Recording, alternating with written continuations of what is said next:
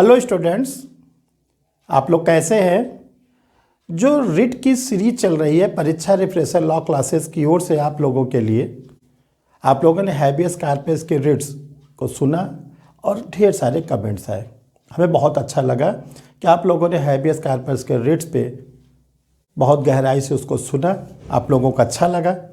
आप ही लोग के अच्छा लगने के लिए, आप ही लोग की नॉलेज के लिए तो ये सीरीज स्टार्ट की गई है। उसी सीरीज में आज जो दूसरा वीडियो आपके सामने आ रहा है रिट्स का, वो है मैंडमस। मैंडमस को हम लोग हिंदी में कहते हैं परमादेश। जो मैंडमस होता है वो एडमिनिस्ट्रेटिव रिट कहलाती है। जैसे जो हम लोग का हैबियस कॉर्पस होता है, हैबियस कॉर्पस को हम लोग फंक्शनल रिट कहते हैं, प्रक्रियात्मक याचिका। लेकिन जो मैंडमस होता है इसको हम लोग कहते हैं एडमिनिस्ट्रेटिव रिट। ये जो रिट होती है, ये जब कभी किसी पर्सन के क्या होता है, राइट टू इक्वलिटी, समता के अधिकार का उल्लंघन होता है। जो हम लोगों को फंडामेंटल राइट दिए गए हैं कॉन्स्टिट्यूशन में, जैसे कि शुरू में 1950 में 7 थे, अब वो फंडामेंटल राइट 6 हो गए हैं।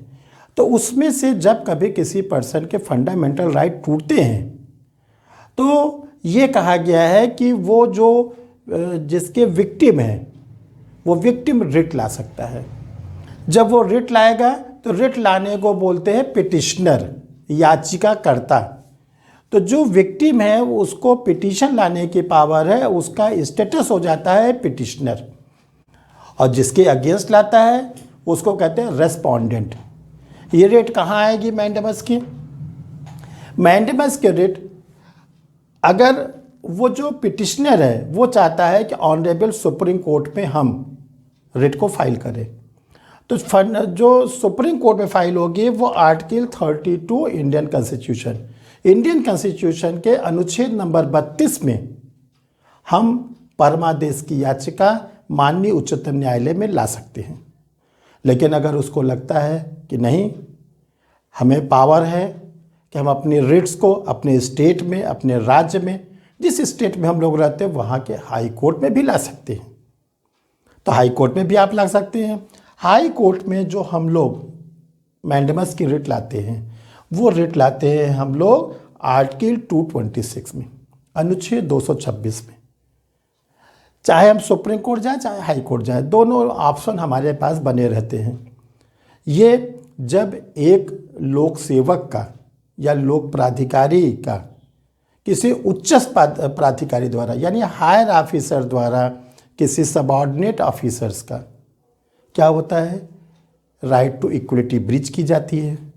और वो जो सबऑर्डिनेट ऑफिसर है वो उनसे कह रहा है लेकिन वो उसकी बात को नहीं मान रहे हैं। तो ये कहा गया है कि जब कभी कोई लोक सेवक, पब्लिक सर्वेंट या पब्लिक ऑफिसर अपने हेड ऑफ डिपार्टमेंट से या स्टेट से किसी से उसको समता के अधिकार का उल्लंघन लगता है कि मेरे राइट टू इक्वलिटी ब्रीच हो रही है, तो वो चाहे तो यहाँ पर आर्टिकल 32 में ऑनरेबल सुप्रीम कोर्ट में या आर्टिकल 226 में हाई कोर्ट में रिट ला सकता है।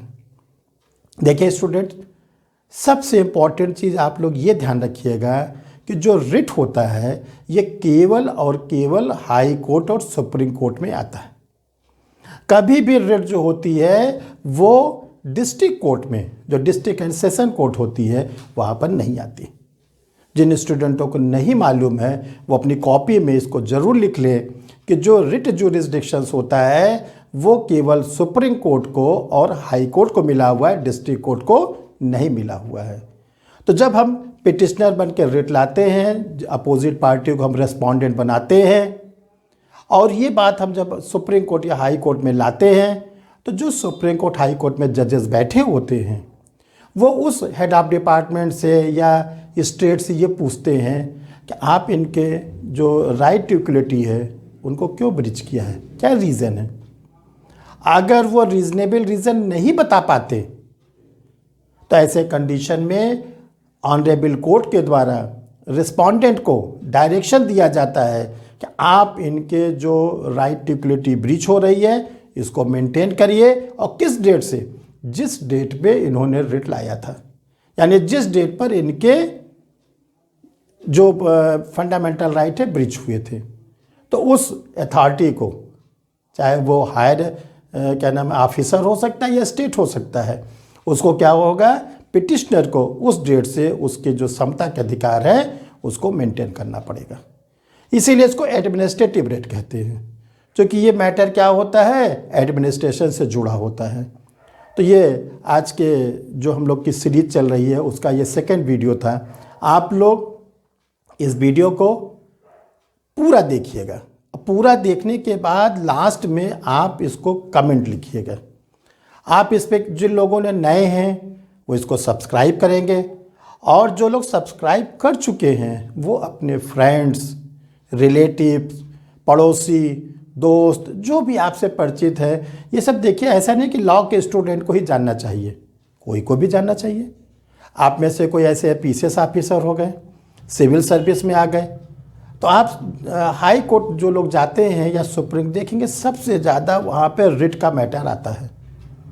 हाई कोर्ट में, सुप्रीम कोर्ट में सबसे ज़्यादा मैटर रिट का। और कौन सी रिट का, यही मैंडेमस का।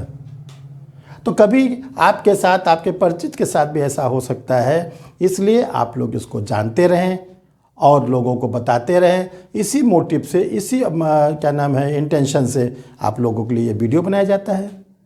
ठीक है student, thank you. Hello students, आप लोगों को एक अपडेट देना था कि मैं हर्षबिहारी श्रीवास्तव अब अनअकैडमी प्लेटफॉर्म पर भी अवेलेबल हूँ। अनअकैडमी इंस्टीट्यूट बहुत ही रिप्यूटेड इंस्टीट्यूट है, जिसके फीचर्स आप स्क्रीन पर देख रहे हैं कि घर बैठे आप क्लास कर सकते हैं।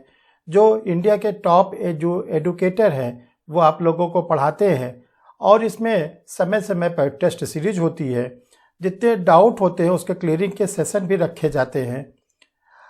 मैं अनअकैडमी प्लेटफॉर्म पर आपको जो क्लास आगे लूँगा वो आप लोग अपने स्क्रीन पर देख रहे हैं। वो 6 मार्च से लेके 13 मार्च तक के उस पर दिए गए हैं। इसके बाद जो मेन क्लास स्टार्ट हो रही है वो है 15 मार्च से। जो 15 मार्च से क्लास स्टार्ट होगी ये है प्लस क्लासेस शेड्यूल्स।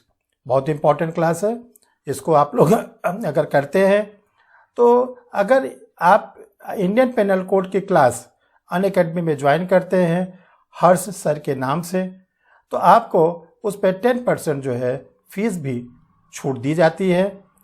जो फीस स्ट्रक्चर है वो आपके स्क्रीन पर दिखाई पड़ रहा है, उसी के अकॉर्डिंग फीस ली जाती है।